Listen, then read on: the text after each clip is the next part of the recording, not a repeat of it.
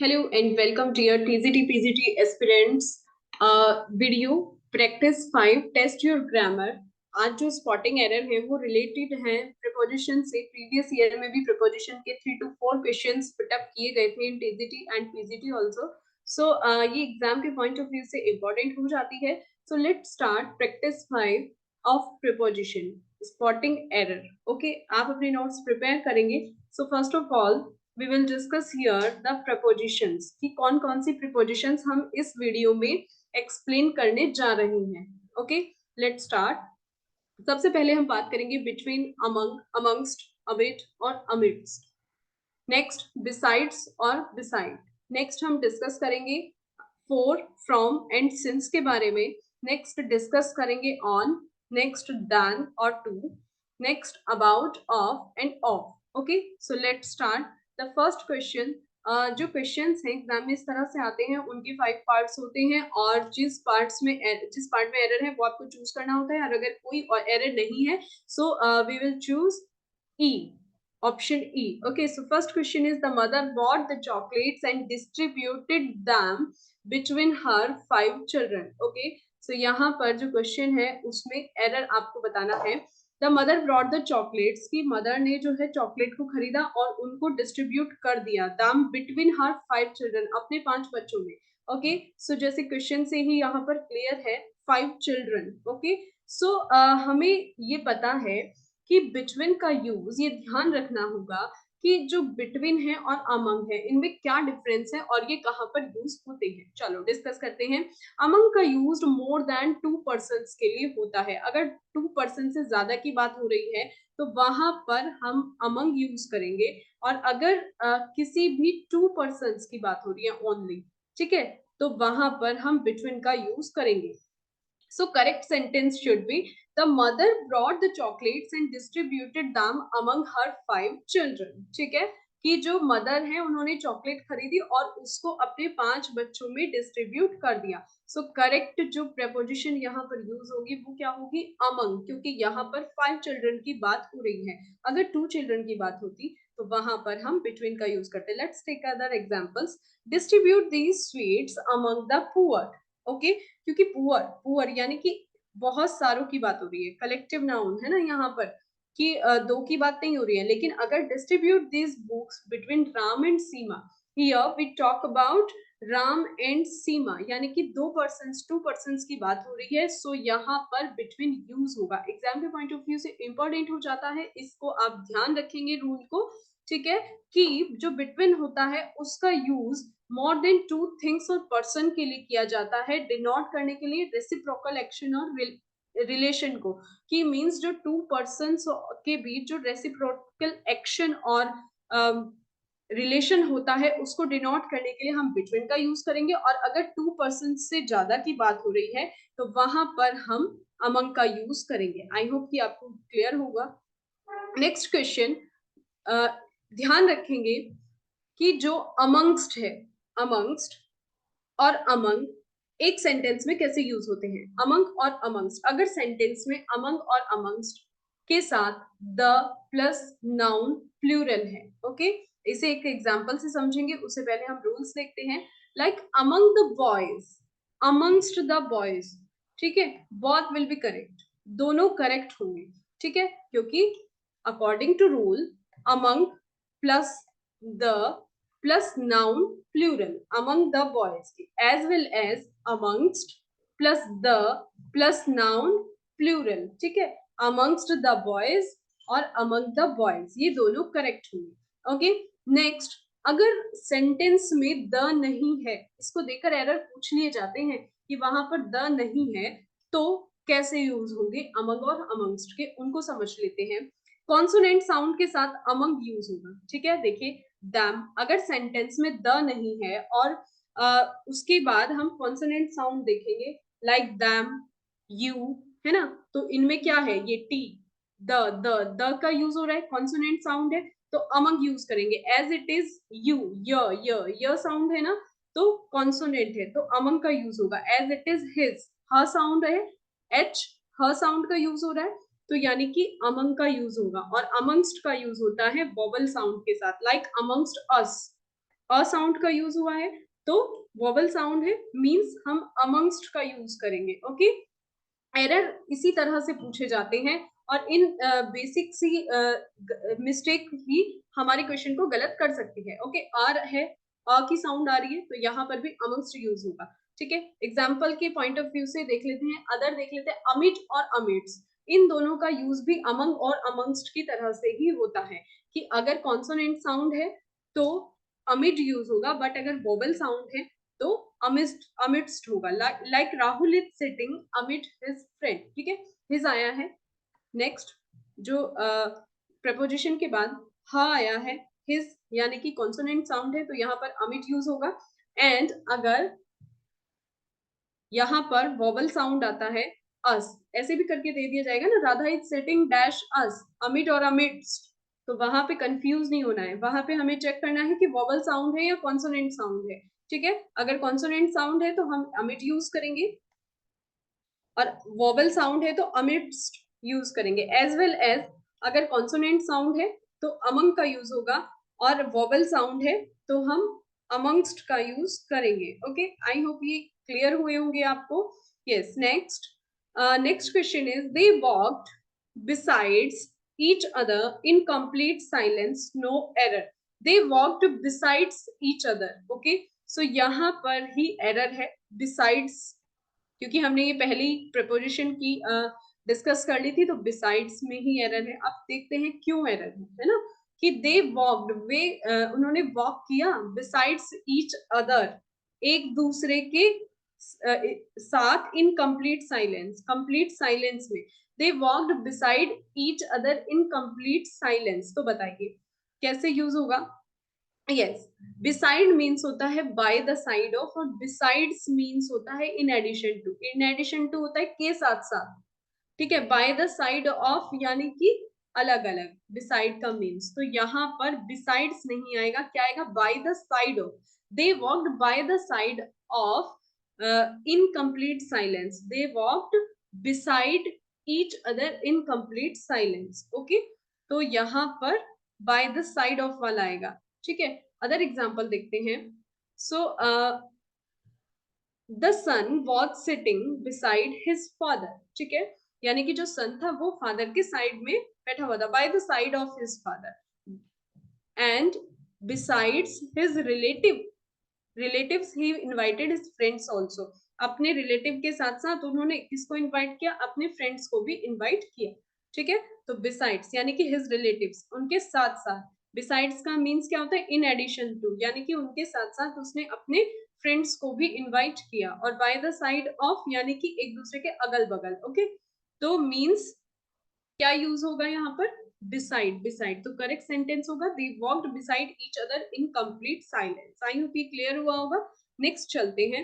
Yes, next question is doctor Mehta has been trying to develop a medicine for last 5 years, no error. ठीक है, ये तो आपको पता चल गया होगा, समझ गए होंगे कि फॉर लास्ट 5 years दिया है ना, लास्ट 5 years यानी कि पास्ट की बात हुई है। अकॉर्डिंग टू रूल्स, जो जहां पर पास्ट की बात आती है वहां फोर नहीं यूज होता, पास्ट में हम सिंस का यूज करते हैं। Okay, so correct sentence will be doctor Mehta has been trying to develop a medicine since last 5 years। Okay, चलो रूल्स देख लेते हैं।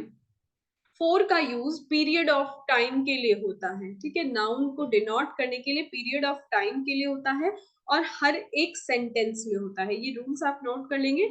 जो फोर है वो हर एक सेंटेंस के साथ यूज होता है, हर एक टेंस में होता है, चाहे वो प्रेजेंट, पास्ट या फ्यूचर का कोई भी टेंस हो, अब पीरियड ऑफ टाइम बताने के लिए। ओके, और जो फ्रॉम होता है उसका यूज नाउन और फ्रेज को डिनोट करने के लिए, पॉइंट ऑफ टाइम के लिए होता है और हर एक टेंस में होता है। ठीक है, फोर और फ्रॉम को आपने समझा। जो फ्रॉम है वो by, from is generally followed by to और टिल। ठीक है, बाय और टिल को फॉलो करता है। Example, we play from 5 PM to 6 PM। ठीक है, वी प्ले फ्रॉम, हम खेले 5 बजे से 6 बजे तक खेले। ठीक है, बाय, टू और टिल तक को ये फॉलो करता है, मीन्स इन प्रेपोजिशन को ये फॉलो करता है। नेक्स्ट, सिंस की बात कर लेते हैं। पहले पीरियड ऑफ टाइम की बात करते हैं। जब किसी सेंटेंस में पीरियड ऑफ टाइम दिया जाए तो वहां पर जो प्रपोजिशन है वो फोर का यूज करेंगे, क्योंकि फोर को प्रपोजिशन ऑफ टाइम माना जाता है। लाइक अ मंथ अगर किसी टेंस में यूज हुआ है, 2 years यूज हुआ है, एन आवर यूज हुआ है, या 5 hours यूज हुआ है, तो वहां पर हम फोर का यूज करेंगे। एग्जाम्पल के लिए, he has lived here for a month, ठीक है, अ मंथ, अ मंथ आया है, तो यहाँ पर जो करेक्ट प्रपोजिशन होगी वो कौन सी होगी? Four. Correct preposition should be four. Next example, he has lived in Pune for 5 years, कि वो 5 साल से पुणे में रहता आ रहा था, है ना। तो ये यहाँ पर 5 years की बात हुई है, यानी कि पीरियड ऑफ टाइम की बात हुई है। पीरियड ऑफ टाइम, किसी पॉइंट ऑफ टाइम की नहीं। एक पॉइंट नहीं बताया है कि रहता हुआ आ रहा है ना, मतलब चला आ रहा है, ये काम हो रहा है, तो यहाँ पर पीरियड ऑफ टाइम की बात हुई है। और जहां पर पीरियड ऑफ टाइम की बात हो वहां पर फोर प्रपोजिशन का यूज करते हैं, ठीक है। नेक्स्ट देखते हैं, they have been playing cards for 3 hours, मतलब वो 3 घंटे से कार्ड खेल रहे, है ना। 3 घंटे से कोई काम चल रहा है, यानी कि पीरियड ऑफ टाइम है ना।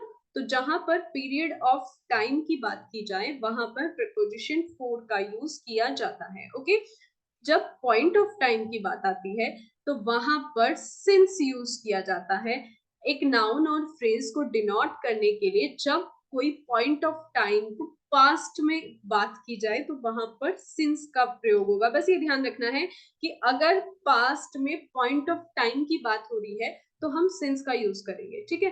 अब यहाँ पर ये याद रखने योग्य है, ये आप रूल्स नोट कर लेंगे कि जो सिंस है वो प्रेजेंट परफेक्ट यानी कि हैज, हैव बीन, ठीक है। प्रेजेंट परफेक्ट कॉन्टिन्यूअस यानी कि have, has been, plus verb की फॉर्म, फोर फॉर्म यानी कि आईएनजी, है ना। पास्ट परफेक्ट यानी कि हैड प्लस वर्ब की थर्ड फॉर्म, और past perfect continuous had been plus ING, ठीक है। सिर्फ इन्हीं टेंस में हम सिंस का यूज करते हैं, ठीक है। प्रेजेंट परफेक्ट में present perfect continuous, past perfect continuous और पास्ट परफेक्ट में, ठीक है। अगर प्रेजेंट परफेक्ट की बात हो रही है हैज हैव का यूज होगा। प्रेजेंट परफेक्ट कॉन्टिन्यूअस की बात हो रही है तो has, have been plus ING. Past perfect have, sorry had, past, past यानी कि हैड। पास्ट परफेक्ट कॉन्टिन्यूअस के लिए क्या होता है? हैड बीन प्लस आईएनजी का यूज होता है। और सिर्फ यही 4 सेंटेंस है, 1 2 3 4, ठीक है। ये 4 सेंटेंस हैं जिनमें सिर्फ सिंस का यूज होता है, तो इस चीज को आप याद रखेंगे। ओके, एग्जाम्पल के लिए देख लेते हैं। पॉइंट ऑफ टाइम की बात हो रही है, यानी कि एक फिक्स पॉइंट बता दिया है, मई, है ना, या फिर अक्टूबर या 1990, ठीक है, यानी कि पास्ट में बात हो रही है और पॉइंट ऑफ टाइम की बात हो रही है, तो वहां पर हम आंख बंद करके सिंस का यूज करेंगे। एग्जाम्पल देख लेते हैं, he has been absent since May, कि वो मे से एब्सेंट चल रहा है। हैज बीन तो किस टाइप का सेंटेंस है? Has been present, present perfect है, ठीक है। तो सिंस का यूज होगा। Okay, next, I have been studying since morning. Point of time की बात की है ना, पॉइंट ऑफ टाइम की मॉर्निंग से पढ़ रहा है, तो हैव बीन स्टडिंग यानी कि प्रेजेंट परफेक्ट कॉन्टिन्यूअस का यूज हुआ है। नेक्स्ट, उसके साथ प्रेजेंट परफेक्ट कॉन्टिन्यूअस का यूज हुआ है, पॉइंट ऑफ टाइम की बात हुई है, तो यहाँ पर जो प्रपोजिशन होगी वो कौन सी यूज होगी? सिंस का यूज होगा। एक और एग्जांपल देखते हैं, he has not heard from his father since 1972, ठीक है। पॉइंट ऑफ टाइम की बात हो गई, 1972 पॉइंट ऑफ टाइम दे दिया, तो यहाँ पर हम जो प्रपोजिशन यूज करेंगे वो क्या करेंगे? सिंस का यूज करेंगे, क्योंकि क्या है, रूल्स के अकॉर्डिंग जो पॉइंट ऑफ टाइम है, ठीक है, पॉइंट ऑफ टाइम है, पास्ट की बात हो रही है, और वहां पर कौन सी प्रपोजिशन आएगी? सिंस का यूज होगा। Next question, while she was returning from college, a ruffian attacked on her with a dagger. No error. Okay, identify the error on this question. कि इसमें कि while she was returning from college, a ruffian attacked on her with a dagger, कि उस पर एक ruffian attack हो गया था, ठीक है। तो आई होप कि आपको जो एरर है वो समझ में आ गया होगा कि कहां पर एरर इसमें दिया गया है। Okay, yes.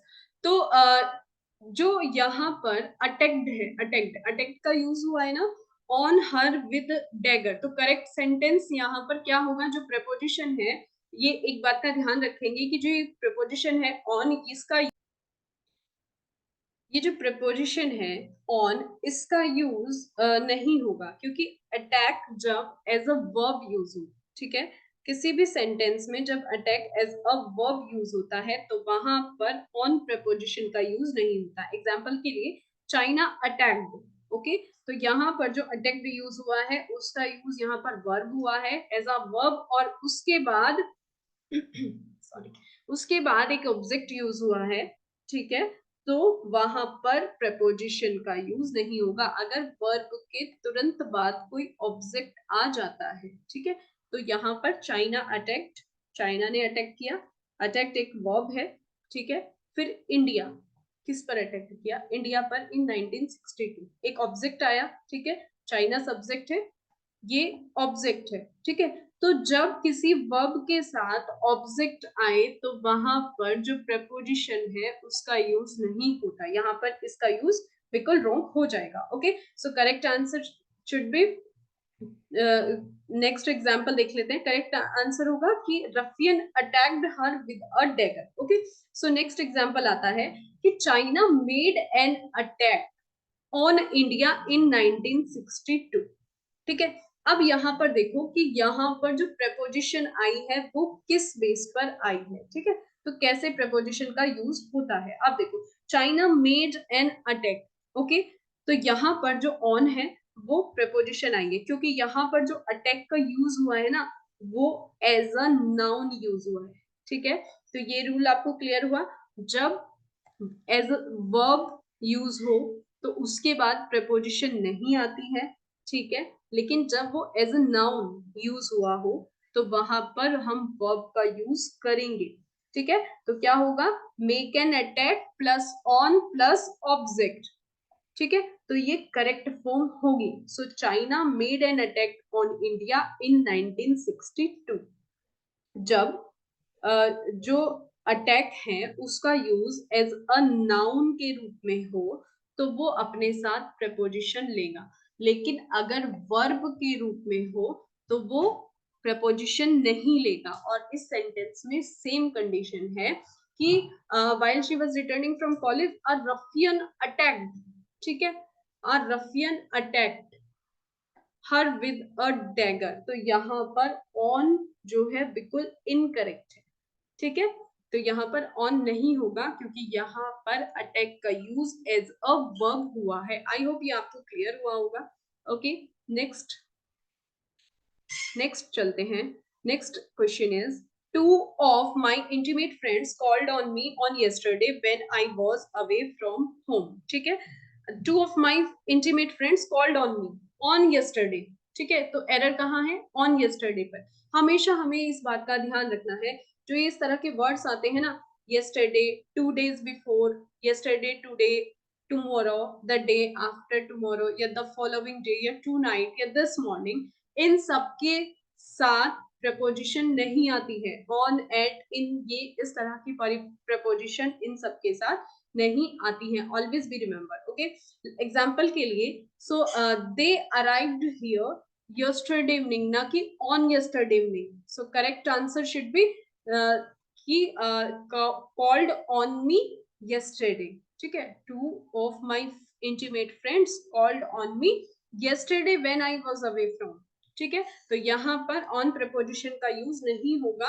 They arrived here yesterday evening, ना कि इन yesterday evening या on yesterday evening। Okay, yes, next question is, my brother said that he preferred the white shirt than the black one which I usually wore, no error, ठीक है, my brother said that, मेरे भाई ने कहा he preferred the white shirt, कि उसे white shirt पसंद है, than the black one which I usually wore, no error। Okay, तो यहाँ पर हमें पता करना है कि एरर किस पार्ट। सो आपको पता चल गया होगा कि एरर कहाँ पर है, एरर किस पार्ट में है, शॉर्ट देन। ओके, तो देन नहीं यूज होगा, देन के बदले किस चीज का यूज होगा? टू का यूज होगा, क्योंकि अकॉर्डिंग टू रूल्स जब प्रीफर जो है टू नाउन से उसकी कंपैरिजन हो, ठीक है, किसका कंपैरिजन? प्रीफर का टू नाउन से या जेरेंड से कंपैरिजन हो, तो वहां पर than का यूज नहीं होता है, than इनकरेक्ट होता है, वहां पर क्या आएगा, to आएगा, ठीक है, to preposition का यूज होता है।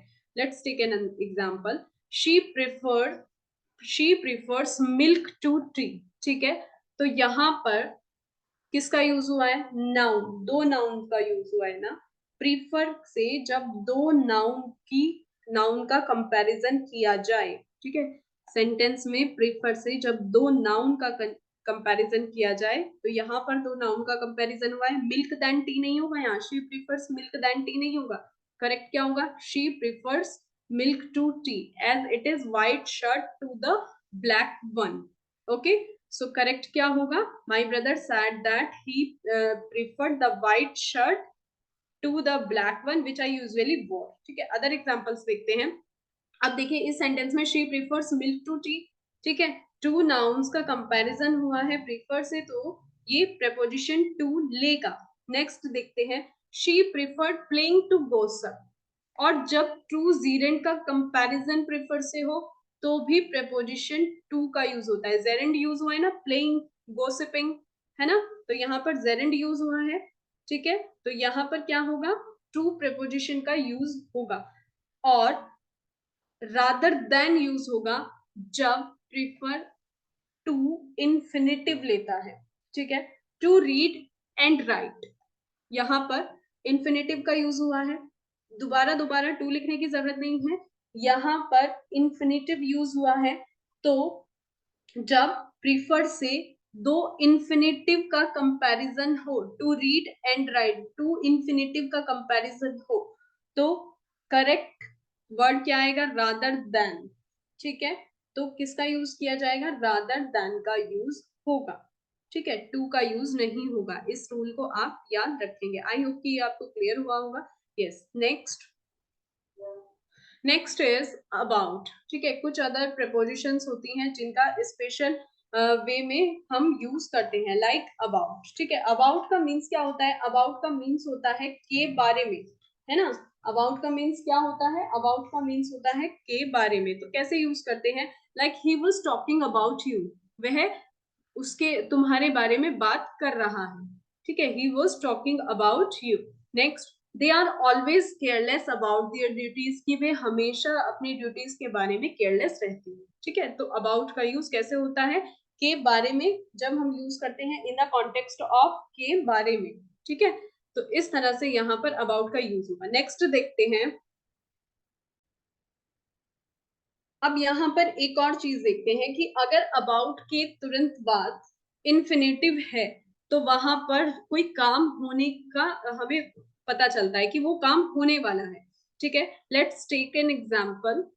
अब इसके लिए एक एग्जाम्पल देखते हैं कि किस तरह से अबाउट के साथ जब अबाउट के तुरंत बाद इन्फिनेटिव यूज हो, ठीक है, एक सेंटेंस यूज करते हैं, लाइक ऐसे हम जनरल जो स्पीकिंग है उसमें भी यूज करते हैं इसको, तो like I am about to go, है ना, इस तरह से about plus infinitive, about to go, ठीक है, तो इस सेंटेंस का मीनिंग क्या है कि मैं अब जाने वाला हूँ, I am about to go, यानी कि तुरंत होने वाला है, कोई भी काम जब अचानक एकदम होने वाला हो तो उसके लिए अबाउट टू का यूज करते हैं, यानी कि अबाउट प्लस इन्फिनेटिव, तो I am about to go यानी कि मैं अब जाने वाला हूँ।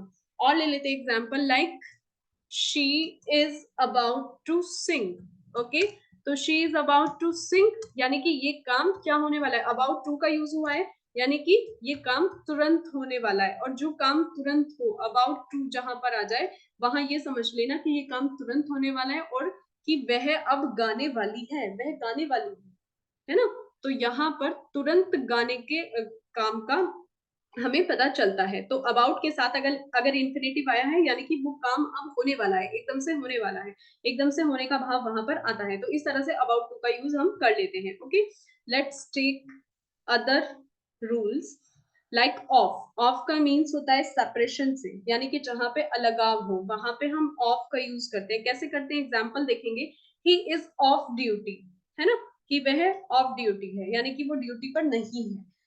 Other example, a button has come of, कि जो बटन है वो टूट गया है, हैज कम ऑफ, तो इस तरह से भी प्रपोजिशन का यूज होता है सेपरेशन को दिखाने के लिए, ठीक है। अब यहाँ पर एक और चीज है, एक और ये जो preposition है ऑफ, इन इसका जो यूज होता है वो डिफरेंट डिफरेंट मीनिंग्स में होता है, लाइक ओरिजिन, ओरिजिन में कि मीन्स ओरिजिन के कंटेक्स्ट में हम ऑफ को कैसे यूज करते हैं, लाइक मैंने कहा miss Renuka comes of a rich family, कि जो मिस रेणुका है वो किससे, एक रिच फैमिली से आती है, यानी कि रेणुका का स्रोत क्या है, रिच फैमिली है ना, वो रिच फैमिली से आती है, यानी कि ओरिजिन क्या है, रिच फैमिली। तो इसको हम कौन सी प्रेपोजिशन से कनेक्ट करेंगे, ऑफ से कनेक्ट करेंगे, ठीक है। अदर देख लेते हैं ऑफ का यूज, अगर कॉज की बात की जाए, बहुत बार एग्जाम में आता भी है क्वेश्चन, ठीक है, डिजीज का आता है, like he died of cancer, कि वो कैंसर के कारण मर गया। अगर कारण की बात की जाए, कोज की बात की जाए कि वो किससे मरा, किससे डाइड हुआ, कैंसर के कारण हुआ ना, तो प्रपोजिशन ऑफ का यूज आएगा, ठीक है। डाइड ऑफ, अगर किसी की वजह से, किसी कारण से वो काम हुआ है, तो वहां पर ऑफ आएगा। लेकिन अगर एक्सटर्नल रीजन है, या लाइक एक्सीडेंट से कोई डाई हुआ है, एक्सीडेंट से कोई मरा है, तो वहां पर आएगा डाइड फ्रॉम। इस डिफरेंस को समझना हमारे लिए बहुत जरूरी है, क्योंकि एग्जाम में आ जाता है तो कंफ्यूजन क्रिएट हो जाता है वहां पर। तो बस यही जानना है कि अगर किसी की जो डेथ है वो उसके कारण हुई है, कॉज से हुई है, तो ऑफ प्रपोजिशन का यूज होगा। अगर कोई डाई हुआ है एक्सीडेंट टाइप से, तो वहां पर डाई फ्रॉम का यूज होगा, ठीक है, डाइड ऑफ, डाइड फ्रॉम, इस तरह से हम यूज कर सकते हैं, डाइड फ्रॉम एन एक्सीडेंट, ठीक है। यानी कि एक्सटर्नल यूज से कोई अगर मरा है तो वहां पर फ्रॉम का यूज होगा, और अगर इनडायरेक्ट चीज से अगर कोई डाई हुआ है तो फ्रॉम का यूज होगा, और अगर कारण से किसी चीज के, यानी कि ये बीमारी से मरा है ना, कैंसर से मरा है, तो वहां पर ऑफ का यूज होगा। और ये आई थिंक ये पॉइंट आपको क्लियर हो गया होगा। ओके, नेक्स्ट, नेक्स्ट जो एक ओरिजिन हो गया, एक कॉज हो गया, है ना। She died of old age, old age से मरी है ना, और ओल्ड एज से उसकी डेथ हुई है ना, तो यहाँ पर ऑफ का यूज होगा, ठीक है। अब रिलेशन बताने के लिए, जब रिलेशन की बात हो, है ना, तब भी ऑफ का यूज करते हैं, like the place of Shakespeare. I hope कि ये आपको क्लियर हुई होंगी ये प्रपोजिशन, आप इनसे रिलेटेड रूल्स अपनी नोटबुक में नोट कर लेंगे। ओके,